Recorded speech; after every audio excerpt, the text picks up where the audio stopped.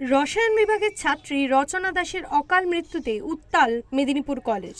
সোমবার শিক্ষার্থীরা অধ্যক্ষকে ঘেরাও করে বিক্ষোভ দেখান। গত শনিবার হোস্টেলে রচনার ঝুলন্ত দেহ মেলে। প্রাথমিক তদন্তে অনুমান, পরীক্ষায় কম নম্বর পাওয়ার কারণেই এমন আত্মহত্যা। তবে তার বন্ধুদের অভিযোগ, প্রাইভেট টিউশন না দেওয়ার কারণেই পরিকল্পিতভাবে কম নম্বর দেওয়া হয়েছে। নিরপেক্ষ তদন্ত ও দোষীদের শাস্তির দাবি তুলে ঘেরাও অভিযানে সামিল হয় ছাত্রছাত্রীরা। এই বিষয়ে অধ্যক্ষ তার অসহায়তার কথাই শিক্ষার্থীদের কাছে কবুল করেছেন।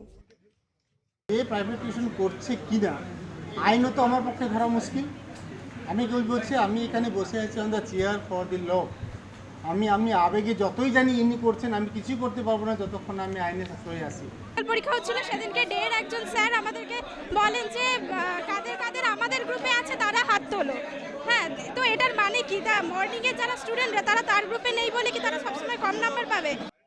তাদের সন্তানের মতো আর কোনো বাবা মার কোল যাতে খালি না হয় তার জন্য কোতোয়ালি থানায় অভিযোগ দায়ের করেছেন রচনার বাবা মা। হ্যাঁ, যেখানে টিউশন পড়বে সেখানে স্যাররা মুখ চিনে রেখেছে, ওইখানেই নাম্বার ফেলে দিবে।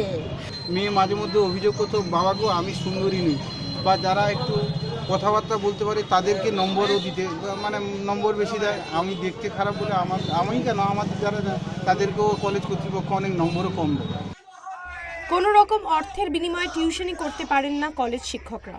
তবে আইনের ফাঁক গলে সেই প্রবণতা ক্রমশই কিন্তু জাঁকিয়ে বসেছে, যার জেরেই উদ্বেগে অভিভাবকেরা।